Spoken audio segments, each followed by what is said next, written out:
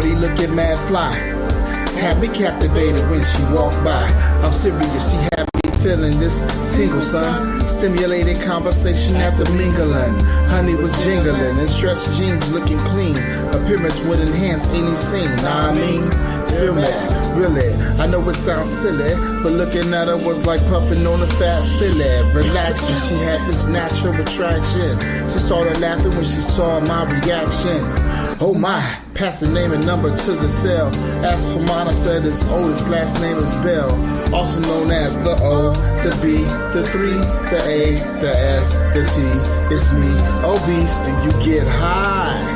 Then I'm your guy. If I got the high, you got the control, you can make this track go. If I got the high, you got control, you can make this track go. If I got the high, you got control, you can make this track go. If I got the high, you got control, you can make this track go. Say what you want, just be blunt, I can stand the pain. Take a ride on the great airlines. I promise you'll be glad you came. The fire in your eyes make wetness between your thighs. You say you never blow, I eliminate your disguise.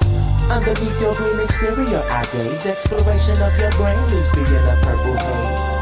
I see consent as my morals continue living. I just like to engage in a little oral tradition. So pardon my unorthodox approach to blazing luscious. That's just the way I roll. Lick the split before I stuff it. You like it hot, I got enough smoke to choke the average throat. But tonight I'm trying to go a little deeper.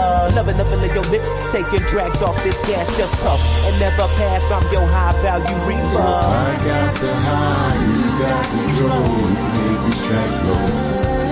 If I got the high, you got control, you can make this track go. If I got the high, you got control, you can make this track go. If I got the high, you got control, we can make this track go. I'm chilling in my room on this night. I got something tied up in the shower, am I right? A friend in the negligee smiling and she rolling up. Every once in a while looking up, saying, girl, hurry up. She placed her gaze back up on me and took a deep sigh and said, I'm so hungry. You want a drink? I said, yeah. And while she walking to the table, she asking what I think. I like the way your lips poke her like she pouting. And that ass got my little man shouting. She kinda giggled, oh, you like what you see? Before I can answer, I heard, hey, what about me? I turned around, she got a pose with no clothes, with a leg up on the chair, with her hands exposed. She said, don't speak, just lay back on the bed. Said something about double heat. Yeah, you heard what she said. If I got the high, you got control, you can make this track go. If I got the high, you got control, you can make this track go. If I got the high, you got control, you can make this track go. If I got the high, you got control, we can make this track blow. All I got to say is good morning, good morning, good morning. It's Wednesday, February 5th, 2025. We had some nice fights this weekend. David Morrell and David Benavidez did not, let me say that again. They did not disappoint. They went out there and fought. It was a fight from both sides in that ring. And if you didn't like that fight, man, I don't know, something's wrong with you. Something's wrong with you bad, seriously, so you done bumped your head. Now, I know a lot of people, when they catch this video, they're going to be like, dang, MZ was up early doing it. You know, we're not used to him being up early in the morning. But I'm here to keep my word. See, I got word that Musically Zone Talks Boxing was not time friendly with the UK. So I figured I'd try to jump up around lunchtime for them and have a little fun. Now, as it would go on, like I was saying, David versus David was a great fight. That was a great fight. Pitbull, dare I say, also put on a great fight. I enjoyed the fights that night that rolled through. I guess I got to say this first of all. I don't want to hear about, any excuses from the David fights. Um, I can't say that I agree with anybody speaking about David got exposed because one, if I have to say, David Benavidez, as people say, his footwork is not that great and everything like that. You notice, and I know some people probably going to blame it on Morrell and say it was Morrell's doing. But if you notice, Benavidez was able to always be right there with Morrell. Benavidez was always there. He was steadily, he showed us the same skills that he always showed us. And if you have to say, he did show some good defense. The man showed some good defense throughout the fight. As we were watching the fight, some of my people were saying he blocked like old school George Foreman. Don't matter. However he blocked it, he was doing a good job. Those long arms, man, Morrell had the reach. But Benavidez was still able to block and protect himself. Now, with me saying that, I don't mean that he just blocked everything and stuff like that, but he did absorb a lot of the dangerous shots that was coming. They both landed some great shots. I feel like they both might have rocked each other a little bit. And I want to go to the knockdown before I just, forget. The knockdown, in my opinion, was not a knockdown. If you caught the replay early before they caught it, before they started just showing the top part of it, you'll see where their feet did get tangled up. Benavidez threw a punch. Morrell hand went over that. Really hit it, just pushed him. It really didn't hit him. Benavidez fell. Now, if you recognize that, sorry to have to go to the past one time, but I'm going to have to go to the past one time. In the Deontay Wilder-Tyson Fury fight, the body blow that supposedly knocked down Wilder, their feet got caught up in similar fashion. But everybody gave that a knockdown. Benavidez, it wasn't a knockdown. In my opinion, it wasn't a knockdown for either one of the guys. But it is what it is, and you do what you got. I mean, you deal with what you get, with what you have. But anyway, Morrell showed tremendous heart. I thought he was going to take us to the Cuban School of Boxing. I have to say, I really thought he was going to take us to the Cuban School of Boxing. But either by design, I think Benavidez forced Morrell to have to fight him and end up, in close combat for a lot of the fight. Because, when he started off trying to move, use his feet, and box, get in and out, throwing combinations. But at some point, they end up getting into a firefight. And I think that mainly rides on the shoulders of David Benavidez for the simple reason the man just kept bringing pressure. Firing off shots, going to the body. I don't know if you recognize, but Benavidez shot plenty of shots to the body, in which turn, Morrell did not go to the body as often. Benavidez was going upstairs and downstairs, changing levels. He was able to stay in front of Morrell. He was able to use his defense. Morrell showed us glimpses of the boxing school in the early part of the fight. He never both of the gas tanks. Let me just say that both of the gas tanks seem to be outstanding. The tired, people were saying that sometimes David gets tired and you see him slow down. Some people even thought Morrell had slowed down in his last fight when he went the distance. Well, neither one of the guys looked like they slowed down. Now I can't speak on the punching power they had because they're at 175. They both, they just moved up from 168. They both had the same amount of fights at 175 before they met each other. I guess what I'm digging at is David Benavidez is 28, Morrell's 27. They both had O's, and they met up, and they were not afraid to let their O's go. That's what I'm trying to say. Now, I know you're going to hear some background. That's my computer decided to turn into a rocket today for whatever reason. I think the fan is dirty. I've sprayed it. I've blasted it. But it is getting close time for me to get another. But anyway, I take my hat off to David Morrell and David Benavidez for the simple reason these two young men decided to get into a fight, go head to head, match up, and not have a problem with it. We got a fight of two undefeateds that are young. David Benavidez been whooping ass for a good minute, and then you got David Morrell in not as many fights. You know, he got just a few fights. You know, 10, 11, 12, 13, 14, 15, 15, 10, 15. I can't remember exactly what the number is, but it's a low number. But he wasn't afraid to let his old go. He called out Benavidez. We got Hypey in the building. What's up, Hypey? What's going on? I'm feeling better this morning. I woke up this morning. I'm feeling pretty doggone good.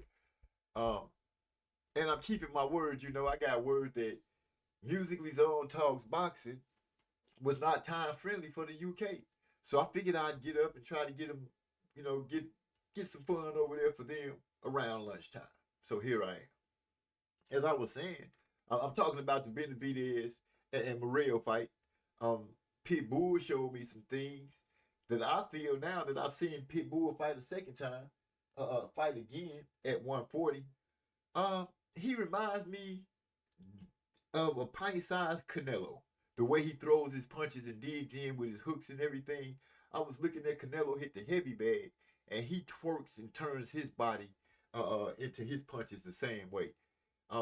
Pitbull is just tenacious when it comes to moving forward, like David Benavidez, as I was saying in his fight.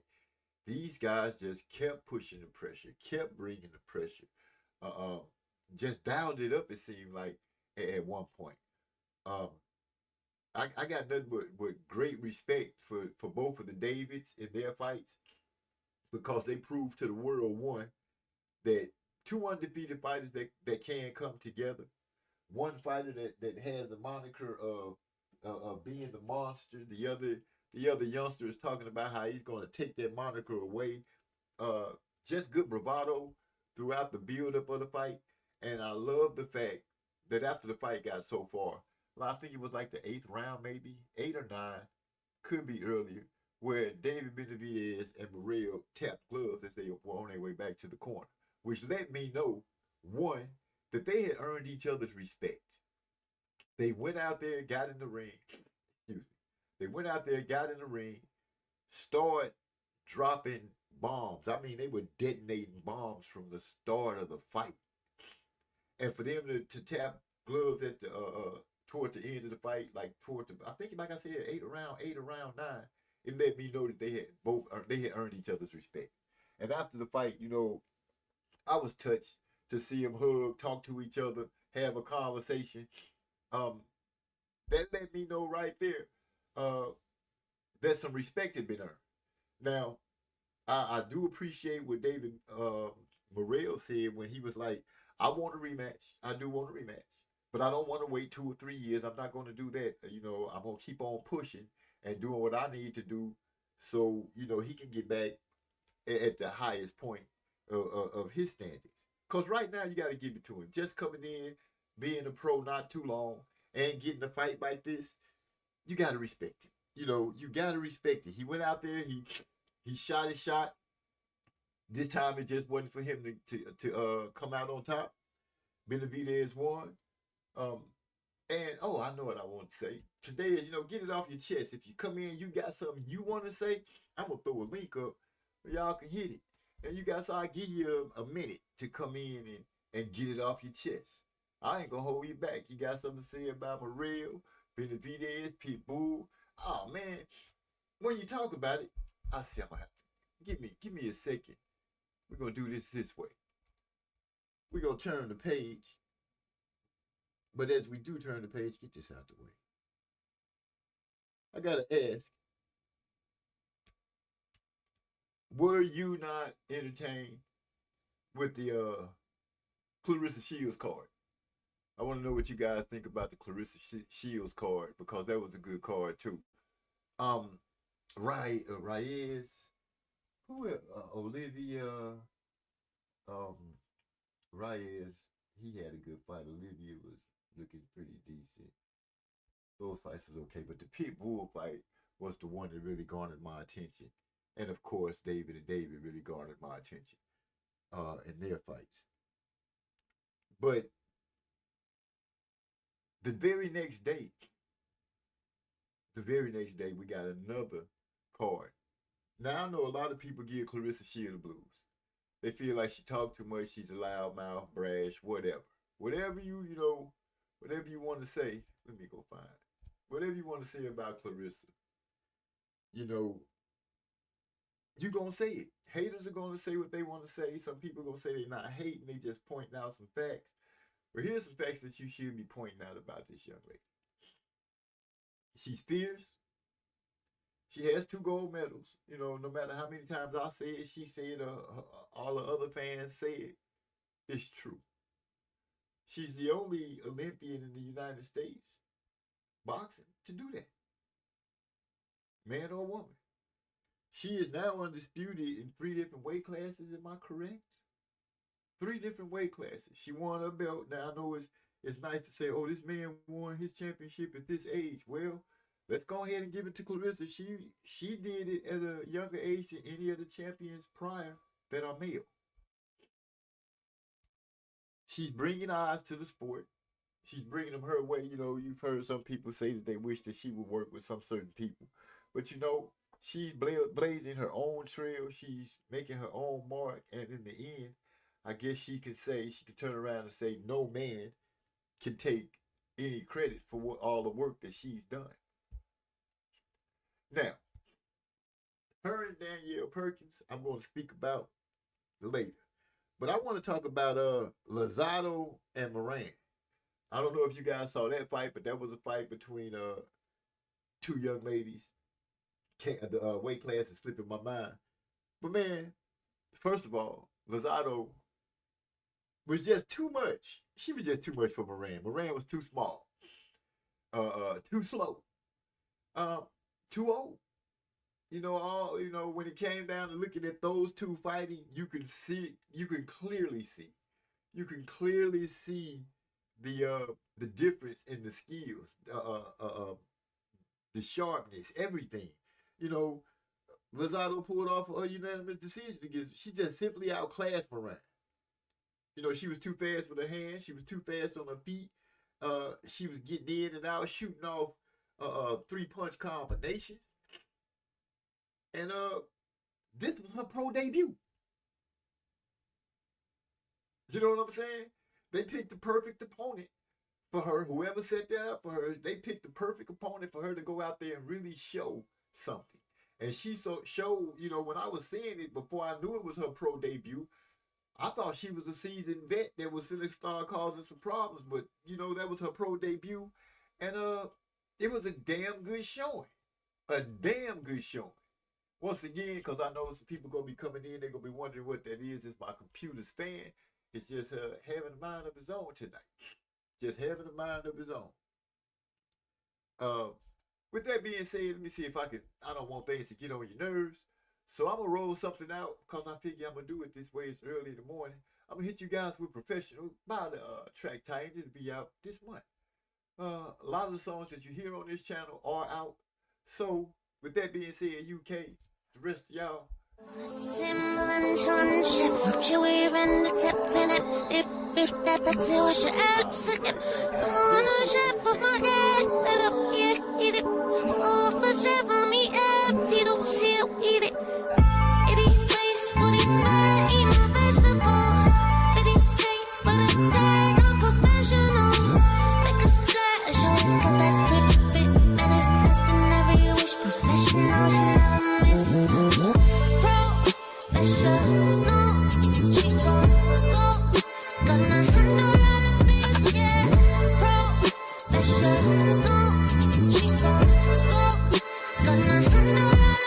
She got a business, she handle it. Shorty a flame, but she handle it.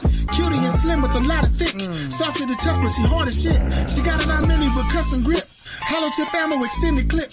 Needless to say, she don't play no games. Keep her head on the swivel so she don't slip. She smoking Cubana with Colombiana with similar traits but different persona. No mama don't mess with no drama, she snipe. These niggas that play to get slay call her karma, killer, assassin, that passing is realer than those who don't feel it. That's why she much iller.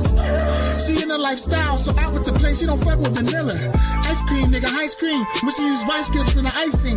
Clutch, mistress on the night scene. Everything that she do was enticing. She control the bag by enemies. Ladies, that's a lot of intros with a bag full of weed. Rose petals on the floor, table full of weed. Why them ghetto bitches put their hands on their knees? She a boss. It eat place, put it back, eat my vegetables. It eat cake, but it tag, I'm professional. Make a splash, always got that drip fit. Manifesting every wish, professional, she never miss. Professional, she gon' go. Gonna handle all the biscuit. Professional, she gon' go. Gonna handle all the biscuit. She walk in the room and get hated on. Sexy ass smile, but her aura strong. For her theme music, you hear this song. Anything different, you hear it wrong. The bottoms are savage by Fenty on. Waist hanging jeans and a peaking thong. Coming down the block just jingling like it's Friday. You see Miss Nia Long. She got her money, don't mess with the funny. The broker, the bummy. These niggas that claim that they eat, but they hungry. Accounts are sufficient. They fishing for honey while holding their tummy. She got goals to accomplish. Bonnie without Clyde, no accomplice. Miss Independent on a conquest. Guilty as charged, no contest. It eat place, put it back, eat my vegetables.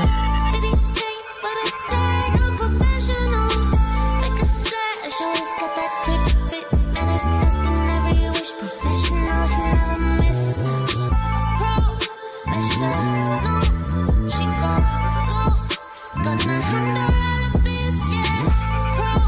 Professional, she gon' go. Gonna handle all the biscuit. Question is, how many of y'all got y'all a little perfection tucked away up under your wing, sort of say? You came up with this ride or die that'll do whatever you need that needs to be done to help out your situation, yours and hers. You got somebody that got your back like that, man, you better hold on to it. That's all I'm saying. Anyway, we back to this situation. I had to throw it up just for a second so y'all could see that. Yeah, I got it. I got the fact that Danielle Perkins, I looked at it in slow motion a couple of times. She saw the punch coming, closed the eyes. Clarissa connected her eyes, rolled up in her head. Now she's standing up looking like that because she was surprised that old Guo was able to get that pulled off. Man, I lost it when I saw that. I lost it. Anyway, back to the conversation we was having. Also, the card with Lozado and Moran, that was on Clarissa Shields' card. She also had Caroline, Caroline Vary. I'm not really sure how to say her name. It's got a crazy way of saying it. And she fought Vargas. She actually dominated Vargas from opening bell to the closing bell. She gained herself a unanimous decision also.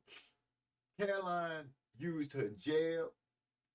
She hooked off of it, shot the 1-2. She was sharp. She started bloody and she not bloody. She peppered. That's the good word. She was peppering up old Vargas throughout the whole fight, punching from angles, using the footwork, lateral movement. She presented the whole package in that fight. And that was the second fight that, that was on Clarissa's card that I'm like, she brought some good eyes and she brought some good fights to the some good undercard fights to that to the table. Pagan and Ramirez was a decent fight. I enjoyed that one. Who else? Oh, it was a good fight with that young slim guy Hicks. Pavlin, I believe his name is. They both started off pretty good, landed some good shots on each other. I kind of thought Pavillon was gonna make some moves. He's trained by his father, but Hicks got a good right chopping, not chopping down blow, but the way Pavillon was in a position, he was leaning over kind of, and Hicks caught him with a nice strong right, which kind of messed him up, I think, and he never recovered from that. And from there, Hicks started to build the momentum. He just started to box. He was landing some good right hands on Pavillon, man, some good ones. And it got to the point he hurt him a couple of times. The man was trying to hold on. I don't know what was wrong with the ref, because in my opinion, if there's any complaint about Clarissa's card, one of the complaints is that referee, I think he was letting it go on just a little too long because Pavillon was really getting peppered up, especially when he was in the corner. Hicks started just wailing on him. And finally, Pavillon's dad got up, who works in his corner, and got the referee's attention, stopped the fight. It was pretty much, beat down. Like I said, after that punch that he landed kind of threw him off balance and just took him away from the fight. He was still fighting. He was still game. Let me not make it seem like the guy was just out there getting peppered on. It's just his reactions were so much slower. He was trying to counter. That was slow. He getting peppered up. I'm using the word peppered up because I like that word at this point. He was really dropping some punishment on the Pavillon. And Pavillon, I don't know if I'm saying it wrong or right, but y'all gonna know what I'm talking about when you go back and look at it, I'm sure. He just, his dad saved him in that one. His dad stopped the ass whooping that he was receiving, which I still say the referee should have stopped it earlier. But since his dad did get up, what can I say about that except, hey, it's another father and son team. At least they ain't talking crazy like some of the other father and son teams. But we'll touch on that as time goes on. Now, the biggest disappointment on Claressa Shields' card, and it was only because of Lacey. I can't remember his first name. It was like a unisex name, but his last name, the Moore Lacey fight. I thought I was gonna see fireworks. I thought that was gonna be a good fight because at the press conference, they locked up and was holding each other's by the collar and talking noise. And I thought we were going to really be in for a hell of a fight. I was expecting, I was like, oh man, this is the one I've been looking for right here. This boy put his hands on him and grabbed him out. They grabbed each other up. I can't explain it. Out there tussling and talking that talk. So naturally, I'm thinking once they get in the ring, it's about to go down. And it didn't. Well, it did. In some kind of way, they started off fighting. Well, Moore started off trying to fight. Lacey, Moore kind of reminded me of a cheap Tyson Fury. That's exactly what he reminded me of, a cheap Tyson Fury. Throwing punches, trying to drape his arm around the man, wrap him up, and just lean on him and push him back to the ropes. And he just wasn't fighting. It just looked sick. It was a disgusting display of skills from Lacey. I don't know what the heck. I don't know what it was that he called himself practicing, or if he worked out or did anything like that. But he got out there and just looked like crap. He don't even look like he deserved to be in the ring.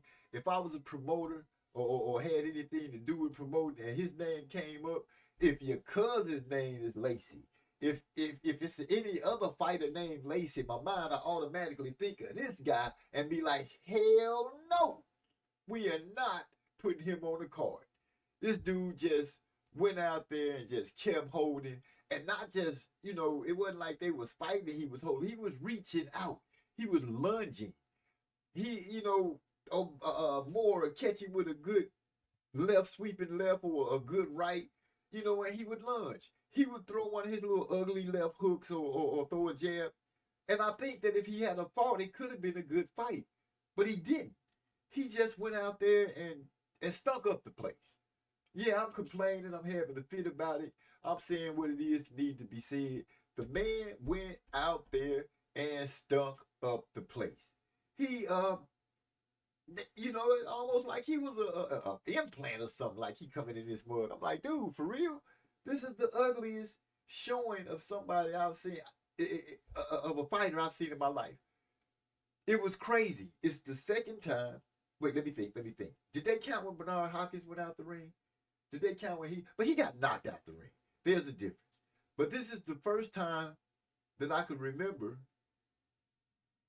I'm trying to remember. I'm thinking real hard. This is the first fight that I remember seeing a full 20 count. A 20 count. Y'all, they fell out the ring, not because of Moore, because Moore was trying to fight. I will give Moore that. Moore was trying to fight. Lacey, on the other hand, was trying to turn it into the WWE. Maybe he was using this to try out. But when they fell out the ring, the thing that really got to me. Lacey just tried to lay there on the guy. The referee's counting, and I guess he made them aware because he was like, one of you guys got to get back in the ring. Salute to my boy Yasser. Salute to Yasser. He say, salute MZ. I think I'm hallucinating while I'm sober. No, I'm playing, this ain't no hallucination. I heard you. I heard that Musically Zone Talks Boxing was not time friendly to the UK. I had a little stomach ache last night and a headache, so I didn't do a show last night. But I got up this morning, I'm feeling great. And I was like, hey, it's about lunchtime over there. Let's have it. So here I am. Anyway, I'm speaking about the Claressa Shields card. You know, David Benavidez and Morrell put on a hell of a showing. Hell of a showing. You know, I can't say nothing bad about the fight. I never really had anything bad to say about either one of them. You know, I like Morrell. Oh, can somebody please pass me my crow? Somebody is here to witness the fact. Yasser is here. Hyphy is here. Please witness the fact, you know, I have to eat crow. Yes, because I was wrong. I picked the boxing when he said he was going to take Benavidez to the boxing, to the Cuban boxing school. I thought he was going to go out there and move his feet, stick and move, pepper him up, block, slip, slide, you know. But he didn't do that. Not because he didn't try. Once again, I'm going to say, for the people who said Benavidez does not have good foot movement, lateral foot movement, and things of that nature, I also kind of harped on that, saying that I thought it could be better in this fight, whether it was due to Morrell or I think it was more due to Benavidez. Benavidez's footwork seemed to be just on point.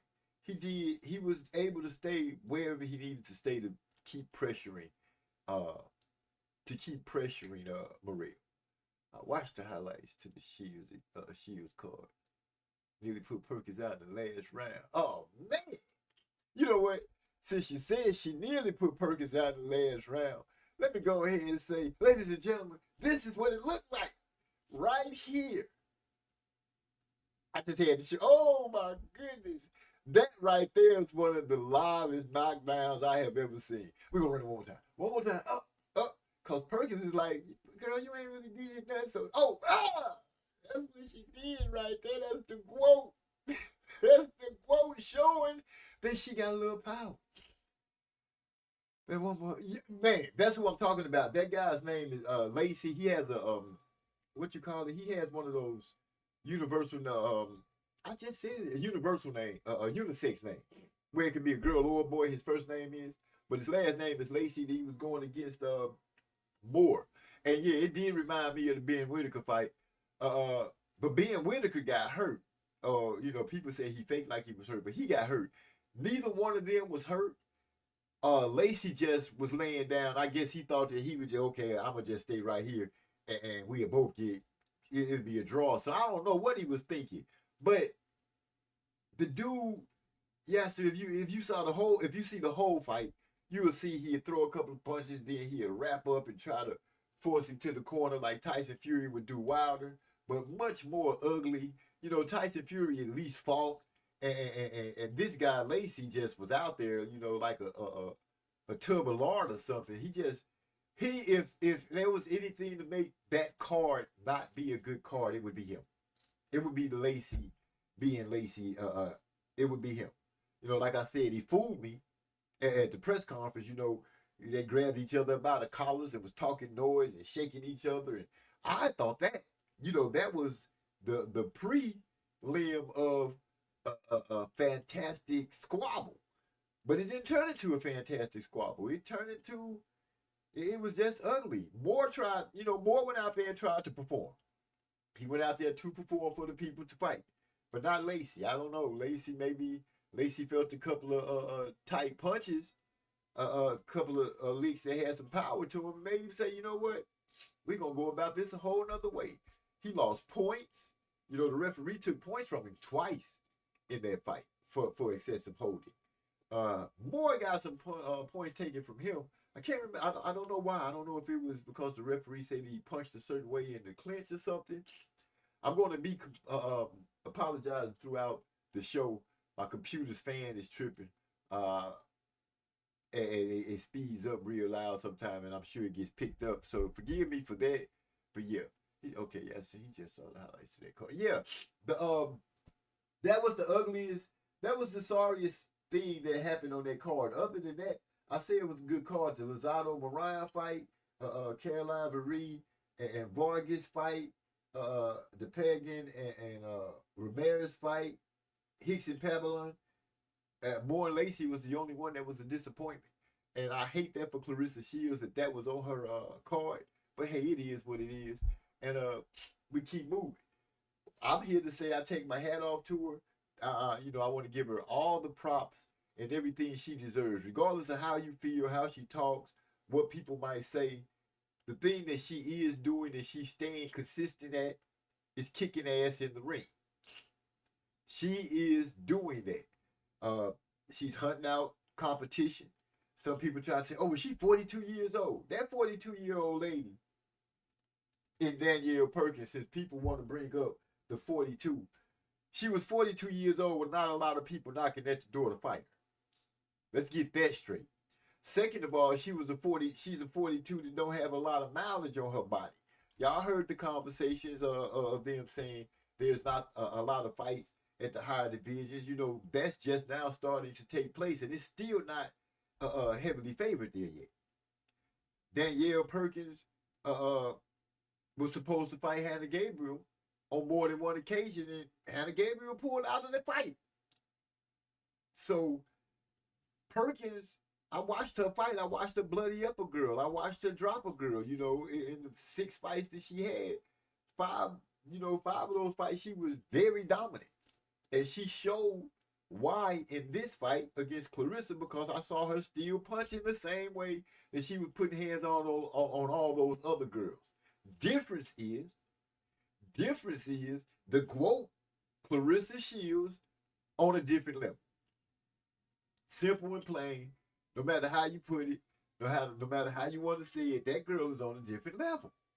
She's on a different level.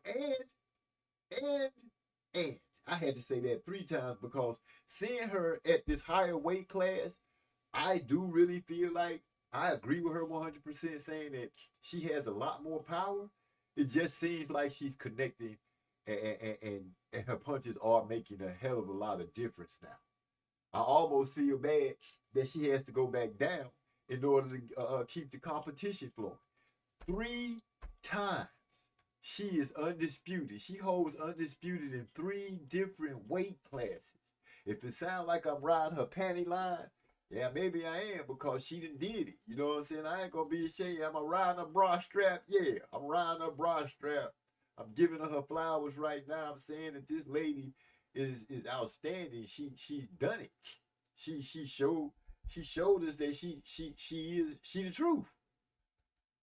I ain't gonna lie to y'all. Y'all know y'all heard me speak about her earlier when I was bringing the fight up and talking highly about Perkins and everything, giving Perkins her props, talking about how she fought back from being paralyzed for a while, the car accident that she went through, and for her to be standing in a fight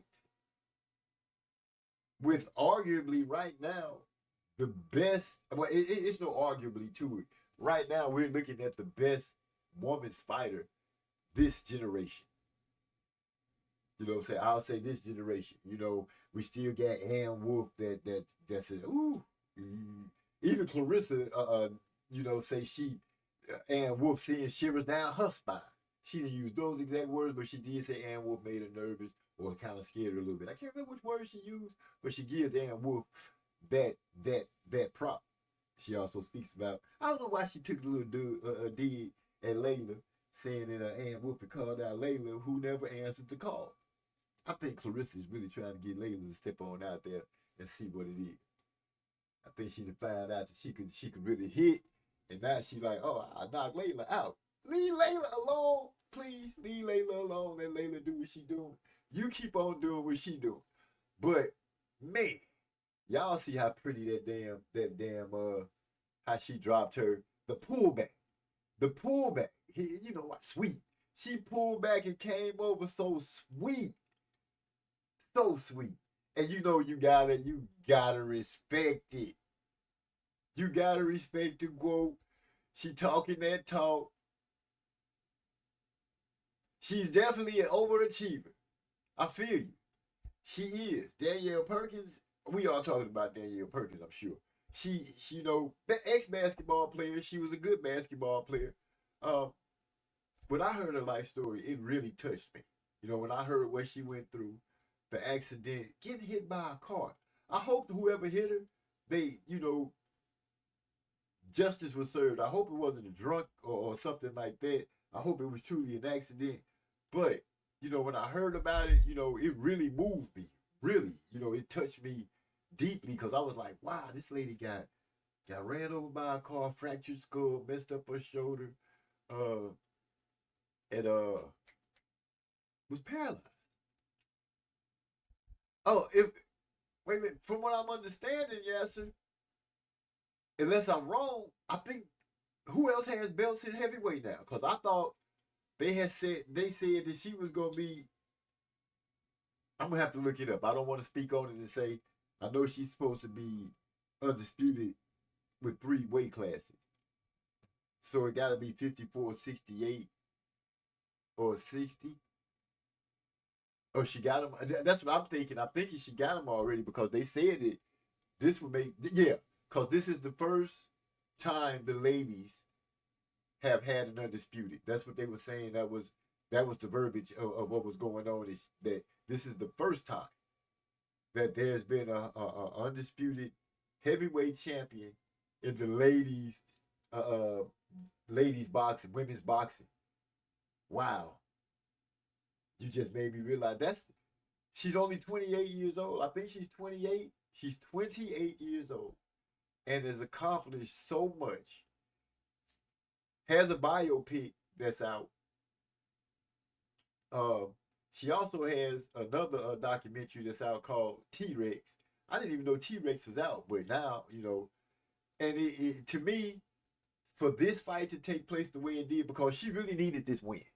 Even though she's been winning, you know, I can just see the scale of hate and how people would have attacked her and talked bad to her. They were springboard ready to if Clarissa had lost, they would have been, she ain't the GOAT and this and that. It would have been all kind of stuff. She shouldn't have put the movie out. All this, you know, all those things. But now, you know, it's my thought that if she has a second part to the movie after she retires, it should pick up right here at this fight with Danielle Perkins. It should pick up right there. That's where it should pick up, and hopefully she has a lot of more great things and great fights down the road for her. Going over to MMA. She's lost the fight over there, but she's brave enough. She's been brave enough to go over there and start learning that discipline. I got my hats off for Claressa Shields all the way. In the world of hip hop, y'all know who Papoose is. That's Remy Ma's ex-dude, or soon to be estranged husband, whatever. Claressa had Papoose to walk him out. I think that was pretty big for the hip hop community, especially for him. You know, he got a chance to walk out, not just any fighter. He got to walk out the GOAT, right now, the best woman fighter in the game, over 154, from 154 up. From 147 down, I won't put in those categories and take away from the shine of those girls because she don't compete there. She can't compete there. She, you know, she's just too big for that. But from 154 up, and she's proven it. From 154 up, she the shit. She the boo-boo. She the doo-doo. She the stay in the bathroom. She the reason you got toilet paper. That's what she is. You know what I'm saying? That's what she is. She can talk that talk like Crawford can talk the talk, like Floyd can talk the talk. I won't say Canelo can talk the talk like that because, you know, he can't. Andre Ward, if he wanted to, he could talk the talk. Rocky Marciano, if he was still alive, he could talk the talk. People that have been whooping ass and didn't lose no fights, but they was just whooping ass, those people could talk the talk. I'm gonna hit y'all with a song real quick. Y'all give me a second because as y'all see, nobody really knew that I was gonna be doing this show this early. So I'm gonna go to a commercial, and I'll be right back. Y'all hold it down for me.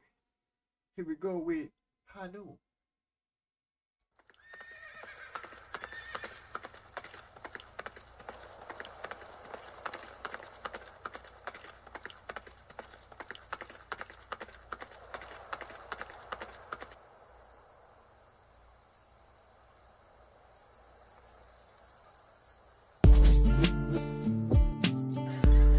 I know, I know, I know, I know. Boys say you wanna see me in the streets so bad, I know. He made that river we were drinking in the kitty cat saloon. Dude got mad cause the dame chose me, I'm just drinking in the cut. Could it be the size of my boots that made her wanna say what's up? Looked at my partner with a smirk on my face and I shook my head. Tomorrow at high fucking noon, somebody is gonna be dead. Where's my hat? I done got fucking mad, ain't gonna get no fucking sleep. Because of this fucking toad sucker done call me out in these streets.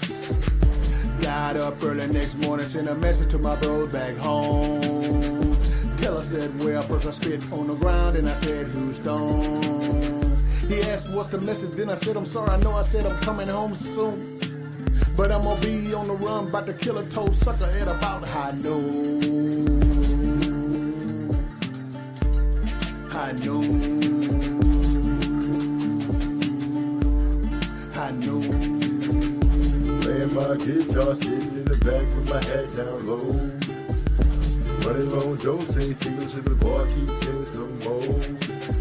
I'ma tell you a story about the kitty cat saloon. This is how it goes down. If you got you some paper and you trying to come chill, yeah, the girls let them move around. Now everyone knows how the story goes. If your girl choose him, you just let her go. But this boy about to die for the draw, catch fire, but the draw understand. Don't even know her, he's standing in the perfect spot. But the perfect shot, if I squeeze, I'm a sniper for sure. I ain't gotta worry about a body, why is that? So my little brother home is teeth. You come here tripping with fans, what happened? Automatically release the beat. I heard my big bro say. We back. My bad on that. But y'all know how it is sometimes. Anyway, my boy. Oh, really? My boy said, I heard Rennie was waiting outside the stadium with a waiting for half the papoose walked it out. Yeah, that's what Rennie gonna have to come with that that pew, pew. She gonna have to come with something, because if she come out there with just her hands, I don't think she ready. She's not ready. Yes, don't do it like that, baby. She not ready for that. I like Remy. Remy, one of my favorite hip hop artists. Don't sit there against the quote, because I like the quote when it comes to those hands. And it ain't enough rap that she can say to protect her from that. But let me quit joking and quit messing around. Also, that was a good fight. You know, the Perkins showed a good showing for herself. She went out there, she was trying to let her hands go. But Clarissa got hold to her a couple of times in that fight. Clarissa sent her flailing back a couple of times. That's just the best one of them. I didn't put them all in a loop together to show them all, but Clarissa made some good licks on Perkins, and let Perkins know out the gate that I could punch. She could punch, not I could punch. That she could punch, and she proved it. She proved it. There's not anything that people could say bad about Clarissa that could really stick right now. Nothing. Don't even try to. Let this lady get her shine on and do what she needs to do and be great. Bud and Canelo, they still having a lot of conversation about that. People still trying to talk it off instead of letting it just be what it is. All I'm gonna say is, who you gonna fight before you get to Canelo? Because I know he's not gonna rest out the ring that long. Not gonna rest out the ring that long. And before I forget, let me bring you up to speed if you're not already, and I'm sure you are. Cause y'all boxing fans, y'all like boxing, y'all be on stuff that not many of us be on. What everyone is saying Canelo was fighting Jake Paul before, but what? Ooh, let me think. That would be now, before anybody says anything crazy, if that's true, if Jake Paul ended up fighting Canelo, yes, people are gonna be like, that sucks. Why would he do that? You know, why would he do that? Why would he make that move? But I've been thinking about Canelo, no Diddy. I've been thinking about the way he moves. And then I started thinking about who he says he is and who people have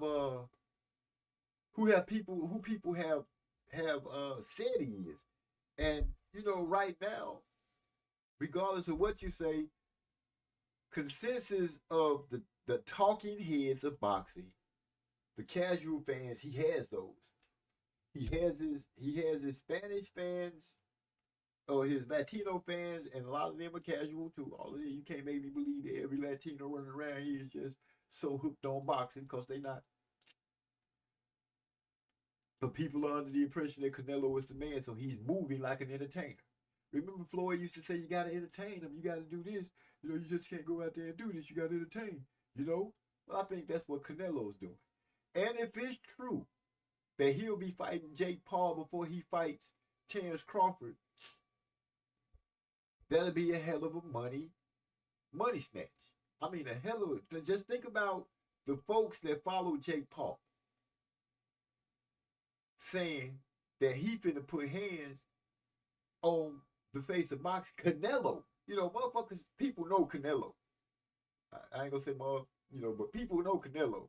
His damn face is right now rolling around synonymously with Hennessy. People know Canelo. You know what I'm saying? That's one of his damn oh my gosh, what's the word I wanted? One of his not advertisers, one of his sponsors. That's one of his sponsors. Let me calm myself down. So, you know, he's sponsored by Hennessy.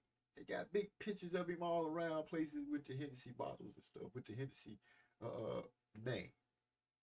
If he does that with Jake Paul, they gonna make a grip. I believe. You know, that's my belief. Because Jake Paul has a heck of a following. Eyes will be on it. You know, people gonna buy it if they put it on pay-per-view. The Jake Paulians gonna buy it. The Caneloans gonna buy it. They just gonna do that. Now, will Jake Paul's people be able to talk Canelo into not pounding Jake Paul? Because Canelo, that's Canelo. I ain't losing to anybody like that. You know, is some kind of deal gonna be struck like that? You can't make me believe really on 100% that Jake Paul is gonna go out there and really fight Canelo. But if that's the truth, then I think it's a good money move. That's only if it's the truth. That being said, you got February 22nd coming up. We got that card coming up. And that's Arthur Beterbiev versus Demetrius Bivol. Arthur versus Bivol, man. Part 2. Bivol got off the gas the first fight. I said that during the fight. I told my brother that we were talking about the fight. I was like, I think the reason that the judges gave it to Beterbiev because Bivol kind of got off the gas. He should have stayed busy and kept going with it and stayed on it.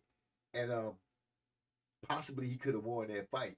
That is going to be a fire card. Yes, it is going to be a fire card. You got Arthur Beterbiev, Demetrius Bivol, light heavyweight undisputed. Let me say that again. Light heavyweight undisputed. We have seen Errol Spence, Terrence Crawford, Clarissa Shield, Alexander Usyk. We just saw 7, if I'm counting correctly, I've seen 7 undisputed fights that I can remember right off the top of my head. And we got another one that's a rematch coming up with Beterbiev and Bivol. Then you got a heavyweight. We got a heavyweight because we got that boy, Daniel Dynamite Dubois. Y'all don't hear me. Daniel Dynamite Dubois, the dude that took out, I can't even remember what the name they gave AJ. But y'all see he put a brick in AJ head, had AJ laying on the ground, catching that stiff leg, looking back like he was trying to figure out, what just happened? What happened was you ran up on that punch from Daniel Dynamite, got knocked out. But Daniel going up against Joseph Parker.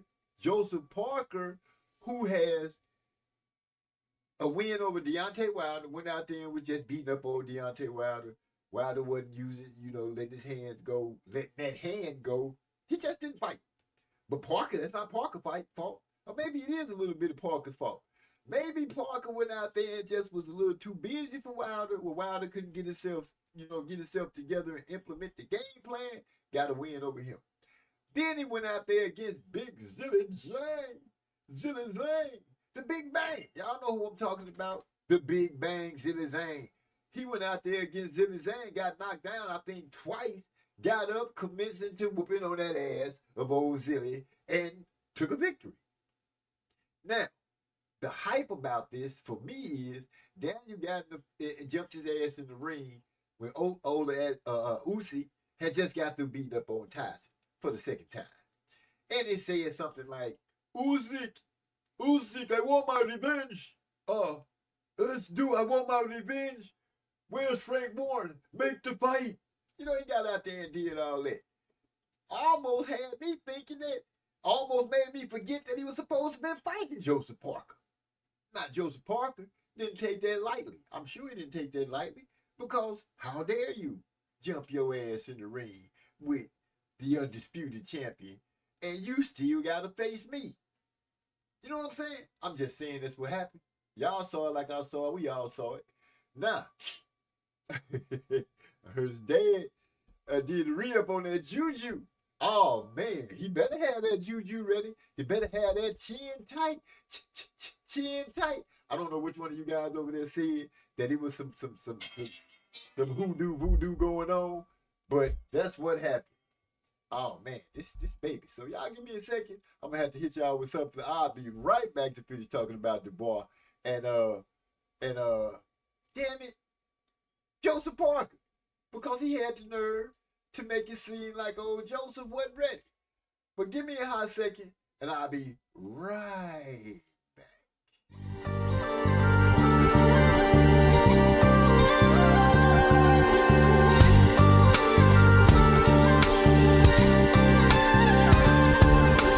Shorty looking mad fly, had me captivated when she walked by.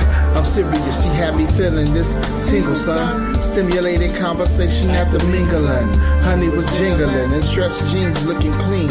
Appearance would enhance any scene. Nah, I mean, feel me, really. I know it sounds silly, but looking at her was like puffing on a fat fillet. Relaxing, she had this natural attraction. She started laughing when she saw my reaction. Oh my, pass the name and number to the cell. Asked for mine, I said it's Otis, last name is Bell. Also known as the O, the B, the 3, the A, the S, the T. It's me, obese, do you get high? Then I'm your guy. If I got the high, you got the low, you can make this track go. If I got the high, you got the low, you can make this track go. If I got the high, you got control, you can make this track go. If I got the high, you got control, you can make this track go. Say what you want, just be blunt, I can stand the pain. Take a ride on the great airlines, I promise you'll be glad you came. The fire in your eyes make wetness between your thighs. You say you never blow, I eliminate your disguise. Underneath your green exterior, I gaze. Exploration of your brain leaves me in a purple haze. I see consent as my morals continue living. I just like to engage in a little oral tradition. So pardon my unorthodox approach to blazing luscious. That's just the way I roll. Lick the split before I stuff it. You like it hot, I got enough smoke to choke the average throat. But tonight I'm trying to go a little deeper. Loving the feel of your lips, taking drags off this gas, just puff and never pass. I'm your high value reaper. I got the high, you got the control. You make this track low. If I got the high, you got the control. You make this track low. If I got the high, you got control. You make this track low. If I got the high, you got control. We can make this track low. I'm chilling in my room on this night. I got something tied up in the shower. Am I right? A friend in the negligee smiling as she rolling up. Every once in a while looking up, saying, "Girl, hurry up." She placed her gaze back up on and took a deep sigh and said, "I'm so hungry. You want a drink?" I said, "Yeah." And while she walking to the table, she asking what I think. I like the way your lips poke her like she pouting, and that ass got my little man shouting. Pause today. We right back at it. We right back at it, man. We right back at it. So, we're gonna get his ass whipped by Parker. He's clearly overlooking. This is true. But you know, maybe he got that juju. He got a re-up. Maybe he invincible again. Maybe he can go out there and look like he looked against AJ. I don't know. But he better be ready for Parker. Parker is not some easy layover fluff. You know what I'm saying? Oh, shoot. I forgot my mother-in-law's address. I'm supposed to be sending an Uber over there. I can't remember the address. Rod X in the building. Saying, what's up, my people? What's up is Clarissa Shields kicking ass, and we talking about the card that's coming up on the 22nd. That's right, the card that's coming up on the 22nd. I just happen to be on Dubois and Joseph Parker and the stunts and the things that went on. I'm looking forward to that fight because I want to see what Daniel is going to be able to do with Parker. They both got good wins. They coming in hot. Dubois knocked out AJ. You know, he got, everybody saw the fight with he and Usyk and the body blow. Don't know what your thoughts are on it, but, we all have our thoughts on that. Maybe Daniel should become a champion a lot sooner than the way he is now. But either way, he knocked out AJ. Parker went out there and put hands on Zilly Zane after getting dropped by Zilly. And then he turned around and put hands, after he had put hands on Wilder. So he got wins over Wilder and Zilly Zane, which sits pretty good, for him. He don't seem like he's too thrilled at the fact that old Dubois running around here like, he don't exist. By jumping in the ring and calling out Usyk like he did, that's pretty much what he was saying, in my opinion. Parker who? Hey, Dubois, don't you know you got to fight Parker? Don't jump in the ring. Who? Parker, who is that? Who? Tell me. Tell me who's Parker. I want Usyk. Usyk, I want my revenge. That dude, I want my revenge. I'm sorry. I'm tripping right now. I'm having too much fun. I suppose, let me get my mother-in-law's address so I can see this Uber over there for my wife. Be like, dude, what are you doing? Because my vehicle is out of there right now. My son is in the other vehicle. So I'm doing what I can with what I got. Shoot. So we got Parker, Dubois coming up. That's gonna be a good fight. That's part of the Beterbiev Bivol part 2 of the epic 175 clash for undisputed. This is the rematch. That's the main event. Then you got Joseph Parker, Daniel Dubois. You got Carlos Adams and Hamed Shiraz. I hope I'm saying that right. I think that's gonna be a good one. That Shiraz dude is pretty decent. From what I've seen him doing. And I think that's for the WBC middleweight championship. The middleweight? Oh, no, it ain't no undisputed there. That's right. No, that's not no undisputed. Okay, so this is a night of championship fight. That's what this is. You got Carlos Adams and Hamza Shiraz. But here's the one: Virgil Ortiz versus Israel Madrimov. That's gonna be a good fight right there. First of all, Virgil, this is not just any fight for Virgil. This is a step up, regardless of what people think. Yeah, I know he didn't beat Terrence Crawford, Madrimov that is, but Terrence Crawford is that guy. He's one of those guys that is that guy. And I don't care that he didn't knock out Madrimov. You know, ain't too many people knocking out Madrimov. That's not just, you know, you just ain't doing it. But Bud went out there and won the fight. And Madrimov ain't no punk. I'm looking for Madrimov to come out there and show you the angles, the footwork, the boxing IQ, the ring generalship. I'm looking for him to come out there and show you that. And this youngster, Virgil Ortiz, this is a chance for him to show the world that I am really him. I am really about that life. That's what we're looking for to come out in this fight. This is the same Virgil Ortiz that it was said, stated, rumored that they were making a fight for him and Boots Ennis. And Boots was like, I know they was making a fight for me and him. And then I asked the question, not to Boots, but I did ask the question out loud. Well, now that you know they doing it, do you want to fight it? Because remember, Boosie had the fight that he was saying that, you know, maybe 147 is time for him to go because the weight, you know, he was making some excuses what he was trying to do. He was trying to figure out why he didn't look good against Chukajan. Y'all remember him, Chukajan, that he fought twice? Remember him, that guy that was running the first time and people was making fun of him? But then the second time when he came out there, it looked like he had did some scouting and he wasn't running. He was actually fighting. He was actually slipping. He was actually moving and grooving in the fight against Boots. And Boots didn't have a good showing that time either. And Boots was talking about moving up and going after it.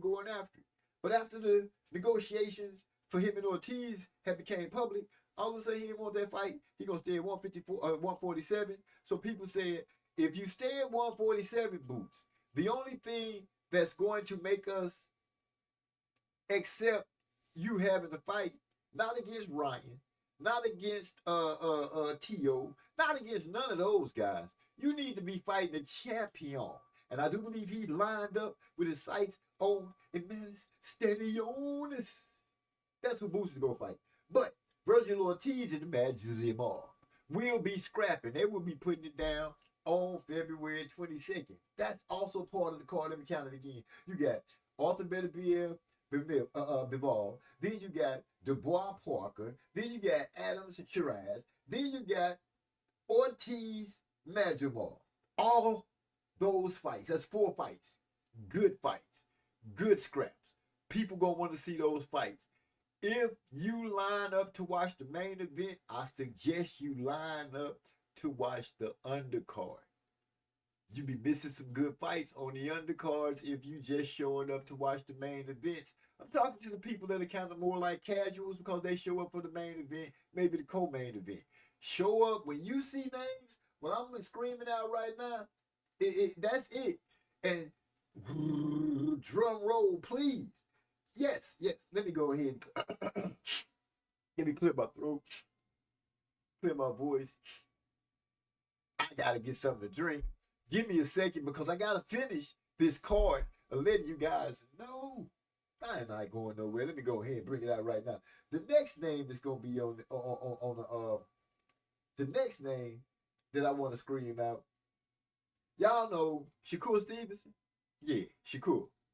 Baby World Beater is what I call him. My brother Trey X call him. We call him the Baby World Beater because he's accomplished. He's an accomplished amateur. Got a silver medal from the Olympics. The boy can fight. People talking about him right now saying he be running. He's scary, this and that. But I don't believe the young man scary. I do not believe that in no way, shape, form, or fashion. But he is going up against a youngster in the likes of Floyd Schofield Jr. That's right. Floyd Schofield Jr. and Shakur Stevenson about to lock horns. It's been a lot being said about this fight. Shakur's been saying a lot about this fight. The Schofields have been saying a lot about this fight. Shakur is saying that Floyd's Kid Austin said that he the best thing that he's ever seen fighting. He the best because they sparred and Shakur took that to heart. You know, he took that compliment, and I think it swole his head up a little bit. But on the other hand, you got the Schofields who say we've been working, we've been practicing, we've been squabbing, we've been working our way up, we've been getting ready because we have pitted ourselves against the best fighter we feel. We practice with him and we see what we need to learn, and now we have learned that. We calling him out. And that's what's about to take place. Shakur Stevenson and Schofield Jr. Again, you got two youngsters about to go bang, bang at it. And you can't be mad at that. Schofield is a big youngster. You know, he look like he kind of big for the division. He's not as tall as Shakur, I don't think. But he gonna be coming, throwing his hands and trying to do some things. You know, he gonna try to bring pressure. He's young, so he gonna be swift to feet, swift to hand. We have to see if he produces everything that he and his dad said he's gonna produce. Because you know it's a lot for him and his dad to prove right now. They want to shut the haters up. Because people been calling the dad spicy and making fun of the way he talk and you know, things of that nature. And the man got a son that fights. They killing him on the internet, you know. I ain't gonna call him spicy because I don't believe in doing that to a man. You know, this man got a son at a world championship level. They gonna be fighting for the WBC lightweight championship. Y'all feel what's going on right now? Every fight that I've named so far is a championship fight. Every one of them.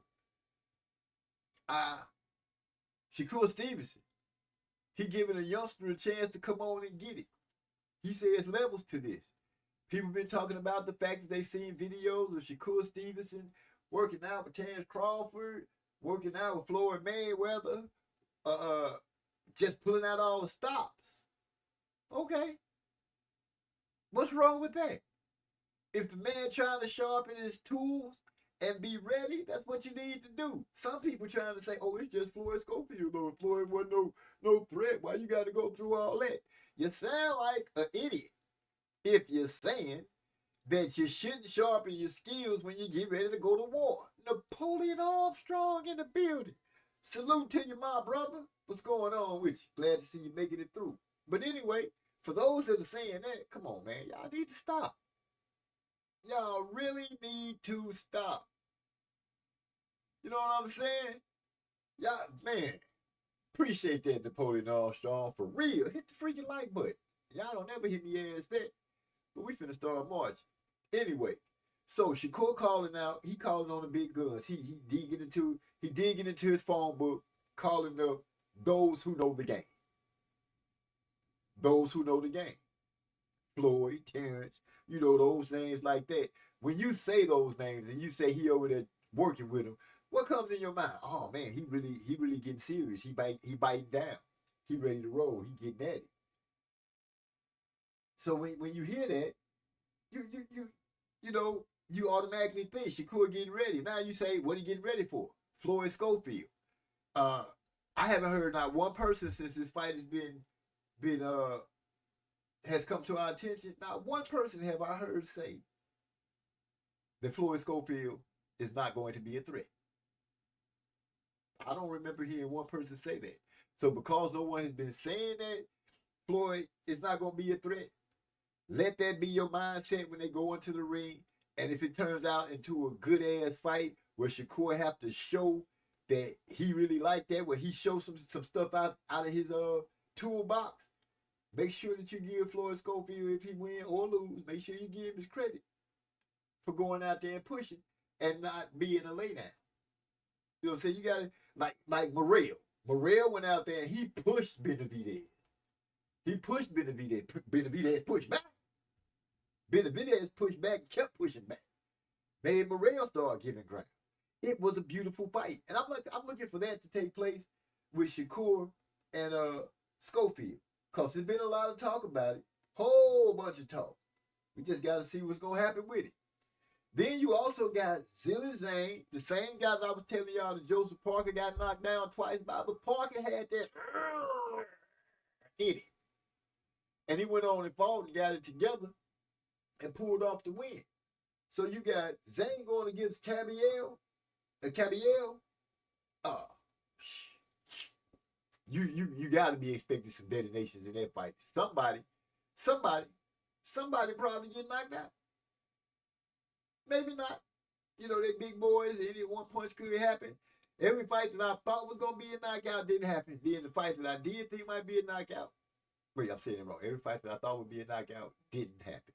But some of the fights that I thought was going to go the distance, person got knocked out. Go figure. You know, you just can't call it all the time, but you do what you can with what you got.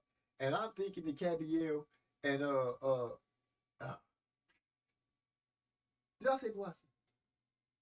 Zane. Cabiel and Zane is gonna be a good fight. Y'all gotta forgive me. Early in the morning, I ain't lit or nothing. I'm just this me early in the morning. Tito Marcello said Shakur don't have no chin and he would knock out Shakur. That's the dude that was in the ring that had called Shakur out when Shakur was out there. I feel you, Hyphy. But right now, I can't even take away from the shine that Shakur finna go in the ring with Kid Austin, a youngster. He putting it on the line. He putting his own on the line, regardless of what people saying. He getting ready to fight a dude that nobody has complained about. Nobody has complained about it.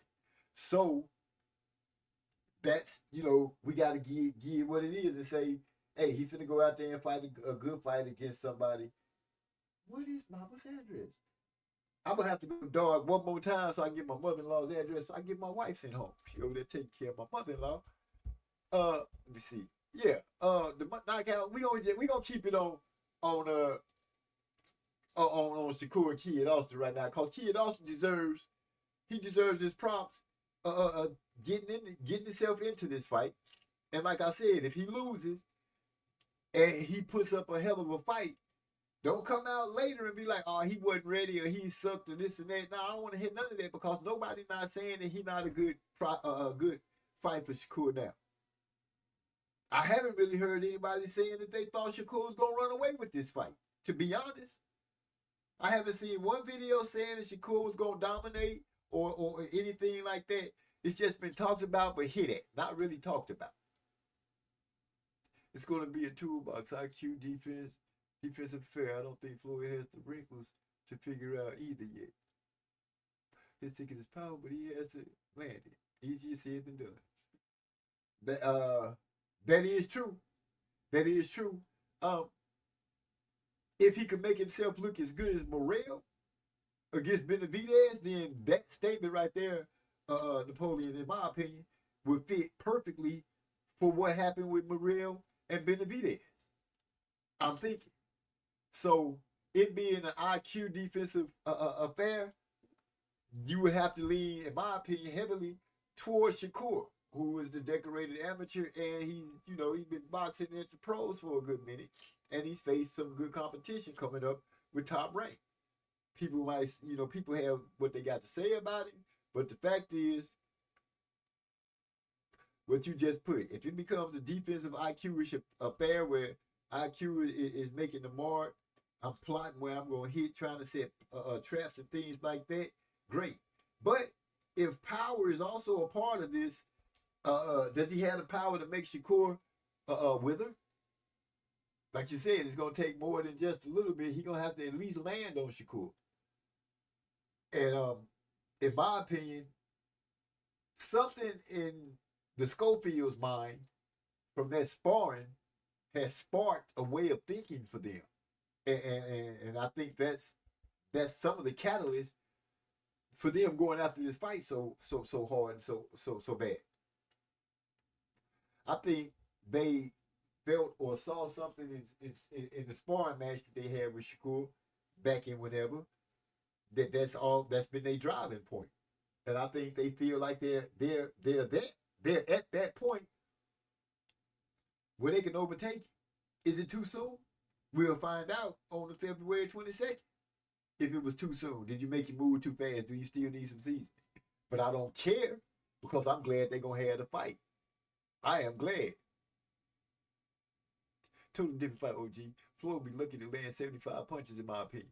No, when I get what I'm saying, Benavidez had just a few more wrinkles for Morrell to deal with, for Morrell to figure out. That's what I'm saying. I'm just hoping that Schofield could bring that same energy, fight, and determination that Morrell brought to the ring. Morrell didn't wither. You know, he kept fighting. That's all I'm saying. I'm hoping that Schofield brings that same tenacity to his fight. You know, I'm not expecting him to have that same kind of fight, but I want him to try. I don't want him to give up. I don't want him to get frustrated. I want him to go out there and make the fight look good, win, lose, or draw, because this is a fight, in my opinion, that they both need to look good on. Not just him. Shakur needs to look good too. You know, it's a lot hanging over Shakur's head. You know how fans are. They're giving him the business right now because of his last performance. And that being said, I'm hoping that that's how it goes. I think Shakur's going to whoop Schofield ass. We already seen the season fit go against the young whippersnapper in Morrell Benavidez. So you think Shakur going to unlace on him? You think he going to be like, this is what it is. Oh, Shakur dad said they should stop Shakur in 4. Say it with your chest on this Wednesday. Don't be just, put some exclamation marks behind it. Oh, I did say that I was going to put in the chat, if you had something you wanted to say, you were more than welcome to hit the link. Prove you ain't going to do that crazy because you got to show me who you is.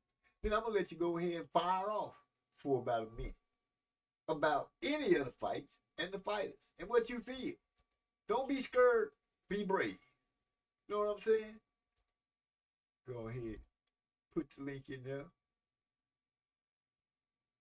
Where is it? There we go. And say what you say. Point. This is massive versus punch. I feel but the master wins 90% of the time. Yeah.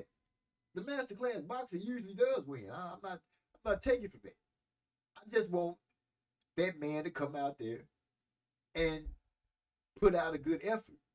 This gives Shakur a chance to show his stuff. This is a great setup right here. This is a great setup.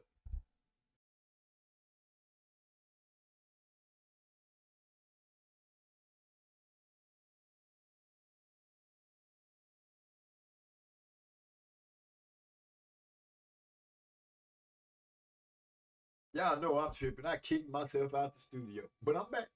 Now, he said Shakur gonna go pop, pop, run around, pop, pop, run around all night long. And can Schofield? Will Schofield be able to cut that off? Does he have the footwork for that? These are the things that the young man gonna have to show. Can you cut off the ring and get Shakur to be in the place where you want him to be? Can you close the distance without getting peppered up? Why you trying to close the distance? Because you said that you was going to break his nose, which means you're going to be close enough to hit him in the nose. Your dad said it, you didn't see it. Wait, did Floyd say? Floyd did say something about Shakur jaw. So that means you're going to get close enough to do what you need to do. Can you do that? Floyd Schofield. This is your chance. No more of your dad having to talk for you.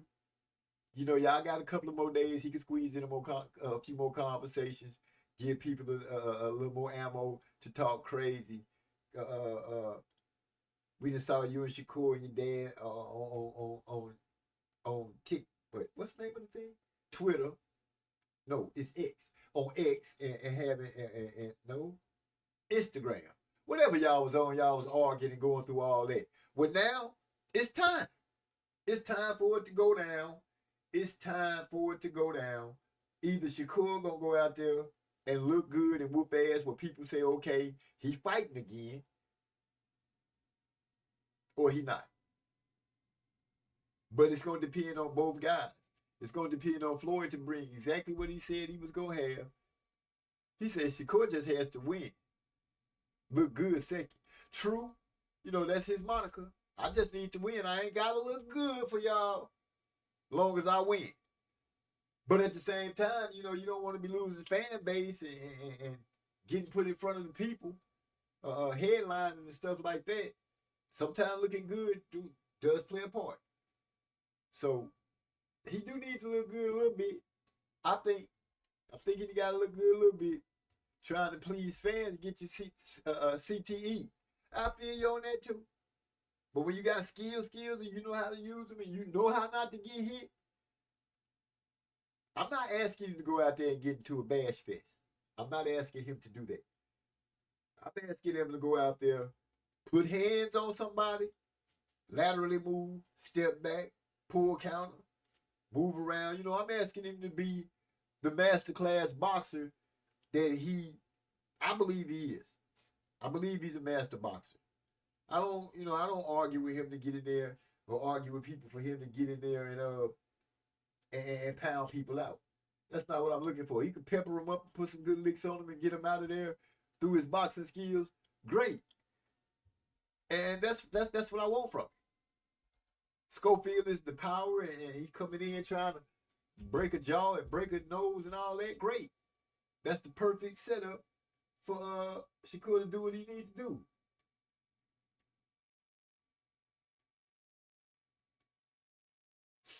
Other than that, I don't know. Home, LOL. Fans full of shit anyway. They definitely ain't paying your bills, medical or home. That's true all the way across. That's true all the way across. Only thing they paying is, you know, some of it's for the pay-per-views, the real ones, you know, the ones of us that say, you know what, I'm gonna buy that fight. I'm gonna buy that fight. But other than that, nah, don't go out there and get into no slug fest with somebody that can slug you up, have your head banging all around the place. I just want Shakur to go out there and box. I mean box. Where you walk away from the fight saying, damn, that boy put on a good show. He put on a good show. You know, there's a difference. You know, you never hear, if you don't hear people say that you put on a good show when you went out there in Slugfest. You hear, man, that was a hell of a fight. That was a hell of a fight. It'd be a difference when Crawford put hands on Earl, people was like, damn, that was a hell of a performance. Crawford put on a hell of a performance. You know, so I get what you're saying, but I need Shakur to go out there and put on a hell of a performance. And simple as that. Don't recreate the wheel.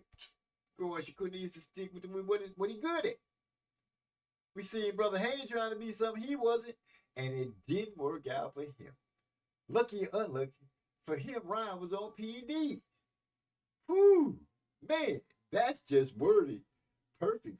You know, Haney went out there, tried to hook with the hooker, tried to outpower this man. He should have boxed. Didn't prepare for the fact that Ryan rushed him. He said he was weak on people. If anybody go out there and rush Devin Haney right now, they probably gonna get the best of it. I'm just saying. The man already, maybe he's working on it now, I don't know. But if you go out there and put that heat on Devin, you liable to get some results like Ryan did.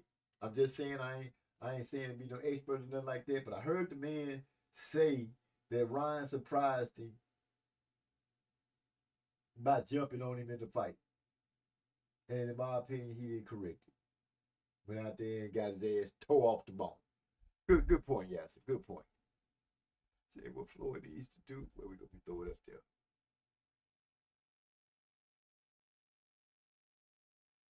You think it's too early because he's young to have all those tools in his bag right now?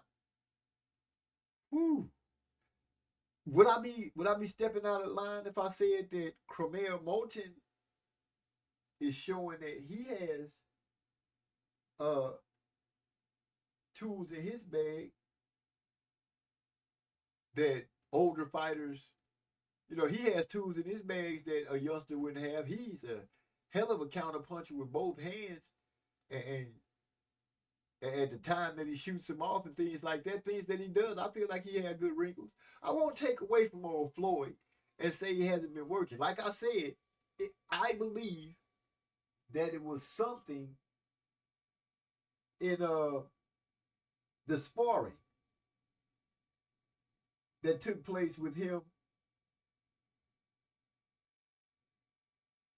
and Shakur that got them on this road to thinking they can beat Shakur, that they can go in there and bully Shakur, that they can go in there and just have it their way, like his Burger King.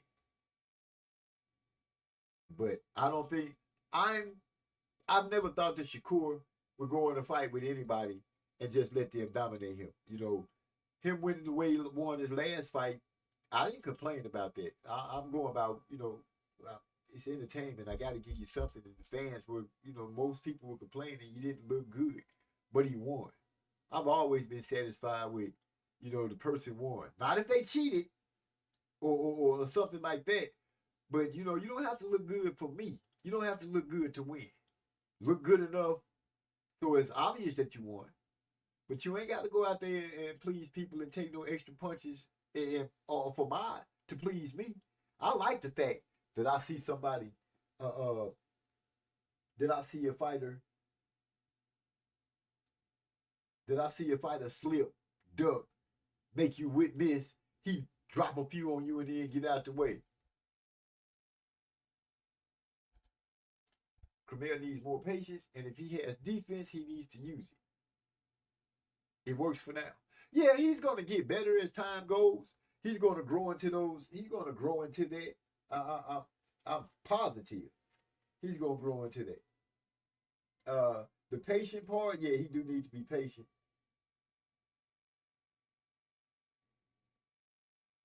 He does need to be a lot more patient. Just because you hurt somebody don't mean you should start just going at it real quick. You know, he needs to slow down a little bit. His last fight, matter of fact, was on the card the other day when he fought. When he did slow down and start paying attention, you going to the body, because that was really what was open, it ended up changing the fight for him. All that's going to come in time. All that's going to come in time. Whether the Schofields have it or not, you know, the reason I'm on them so much right now, because they don't have much more time to get it together. There is no more time. They're about to step in there with the Lion. They're about to go in there with the Apex Predator and Shakur. I know people gonna say Apex Predator, he doesn't do it. Shut up. Just shut up. I ain't, you know, man can fight. Damn what y'all talking about. And right now the Schofields, they at the end of the rope. Everything that they know that can be tight, that can be used, they need to be able to pull it forefront right now and be ready to use it. They got to be ready to try to they most definitely cut the ring off. Shakur is not going to let you beat up on it.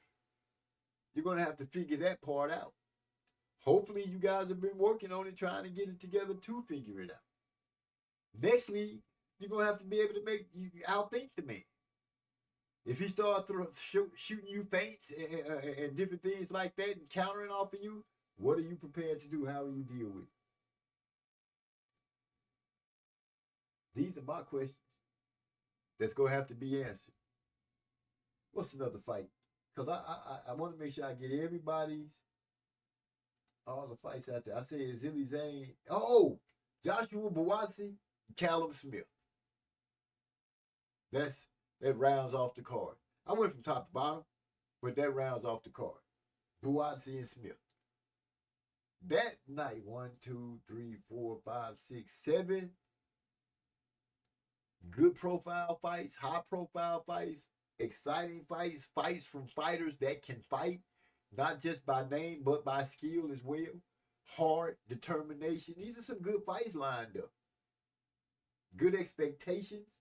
All that's going on. So if you're mad about any of those fights, you don't like any of those fights, hey, something wrong with you. Something wrong with you. Something wrong with you. If you didn't like the David Benavidez, David Morrell fight card, Pitbull them, something wrong with you. Something wrong with you. If you didn't like Clarissa Shields fight card, honestly, something wrong with you. Those cards were fire. Those cards were fire. I enjoyed all of those cards. He said, all the stars have to align and the moon has to turn blue. for Schofield. Hey, that's serious. That's that mystical. That's that mystic, magical talk. May the stars align. Tonight the blue moon shine down on the ocean. The powers from Atlantis flowed into Schofield as he stepped into the ring to face off with he that is called the Baby World Beater. Well, I feel you with that one, man. I like that, Napoleon Armstrong. I'm just hoping that there's some good fights all the way around, across the board. Look at this girl, how much it is. And shoot, let it go where it go. Oh, did I put the thing in there? I should have put. Maybe I should have pressed it. Go find that pin.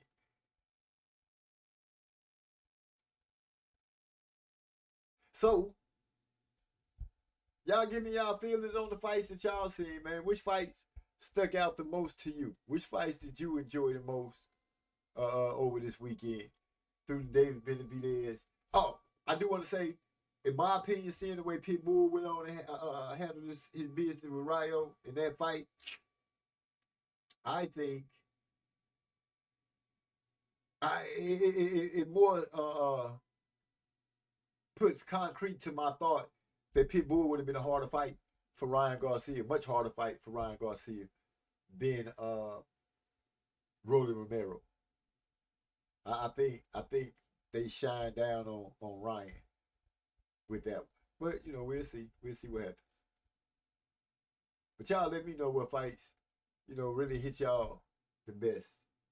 And let me know how y'all felt about this weekend of boxing. Is there anything you want to see? Not like I could provide it. I'm just saying, you know, help me understand. Which fights did you like? Which fights you didn't? Same boxer versus puncher matchup. Which fight? Talk to me. Which fight? Same boxer puncher matchup. Who we talking about? I don't know why they put me on a mission to call an Uber or get an Uber. I ain't never did this before.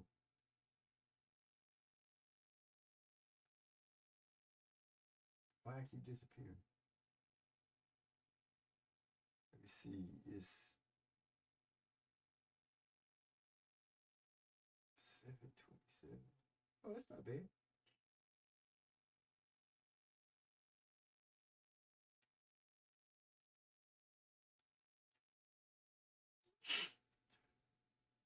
Rayo Pitbull. Yeah, it was the same. It was the same. It was the same thing. Just had to Rayo boxed it, you know, and made it look good. That's what you want. Wait a minute. Am I calling the right fight? Pitbull's last fight. That was Rayo?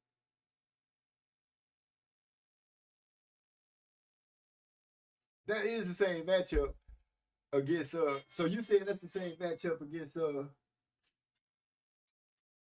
that's the same matchup against Floyd and Shakur? We're gonna have to see how it turns out. I'm just excited to see that fight. I want Shakur to shine. I want both of them to look good, but I guess it sounds Fulton's fight was decent as well. Yeah, him and they put in pretty much the same performance, except Fulton looked a little more precise, more exact with it. The second fight, it was the same fight pretty much. Actually, boxer wins. Okay. It was a hell of a setup. He killed me. He said them jeans, not just the jeans, the Tim boots, the boxing shoes that look like Tim boots. You know, he went all out with that one. He had to look totally. But he went out there and he made Figueroa. Figueroa, you know, kept Figueroa just same old Figueroa. 100 punches, steady pressure. Y'all give me a second. All of a sudden, it got hot up in here. Be right back.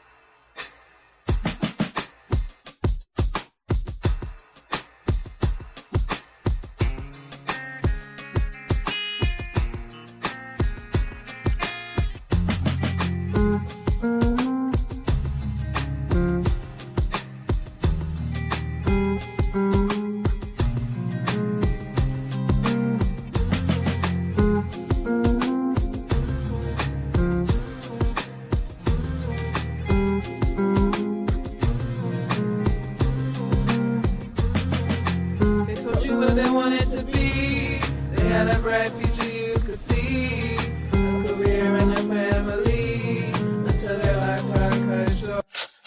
And I will never really know if they ever would have reached the goals, cause someone out of their soul decided to cut their life short. Yeah, it's like we lost our humanity. Common sense is not common, but this insanity is on the rise. Everything's not what we planned to be. Son screaming at mom using profanity. Fuck that, pops with his ass, and now he's cuffed up. Roughed up by the cops for using tough love. Now we in the pen, and the sun is gone with the wind, with the wrong crowd, looking for shit to get into. Angry soul and adolescent, lacking lessons. Unfamiliar with his blessings, so his lucky's pressing. Never stressing the outcome because it's foreign. Irrational thing of doing dumb shit because it's boring. But Instagram or TikTok is for the views. But confused when the shit they do is on the news. Internet clues lead the county blues, claiming innocence, but those are only false truths. They say orange is a new black, you decide. Since the judge hits you with negligent homicide, flex your burner from viewers so you can feel iconic. While streaming live, you take a life, ain't that ironic? Now they watching the drama, like a TV show. It's an accident, but the people don't really care to know. 1 minute they praise you when they egg you on, until something goes wrong and now you read the song. They told you what they wanted to be, they had a bright future you could see, a career and a family, until their life got cut short. And I will never really know if they ever would have reached the goals, cause someone out of their soul decided to cut their life short. Brat Light, she's a smooth from overseas, hadn't lived stateside in a while, overly pleased, had a younger brother born abroad while Pops was touring. So everything about the U.S. to him was foreign. But he was excited by this journey cause his sis, she told him everything about America that she missed. Mall shopping, amusement parks and holidays, school sports, barbecue parties around the way. Great friends and family, she couldn't wait to hang out and kick it with the girls on a date. Ready to enjoy her summer before her studies. College bound, Ivy League school, missing the buddies. They hit the mall, hit the salon, they looking right. They hit the local sports bar to start the night. Under 21, so they wasn't into drinking.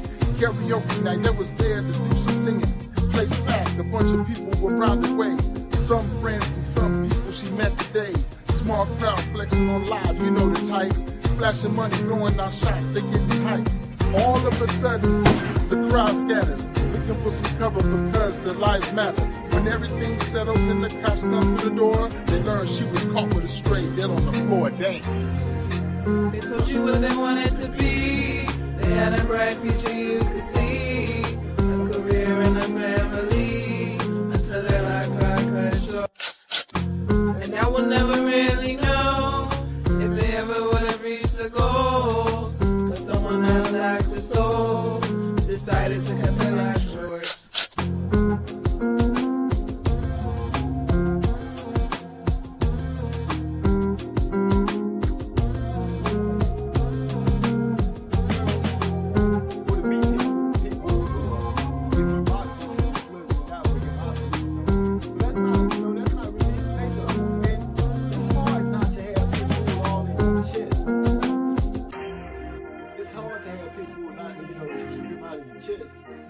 Steadily pushing forward and swinging haymakers at you. So those guys, you know, you got to be able to, you got to have that boxing pedigree off in you, man. That got to be there. Straight up and down. That's got to be there.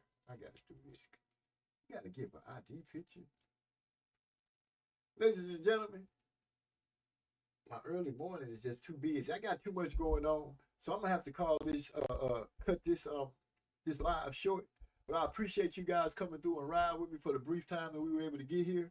I really wanted to just come and hang out with my UK people just to see how it would go and show some love to them because they be missing the show. With that, I'm gonna say peace, blessings. Hit the subscribe if you like what you see. Like the conversation that we be having because I like to have fun. Most of the time we're here Tuesday night around 7:30. We might start jumping up early in the morning on Wednesday just to have some fun with the UK fans. And with that, I'm out.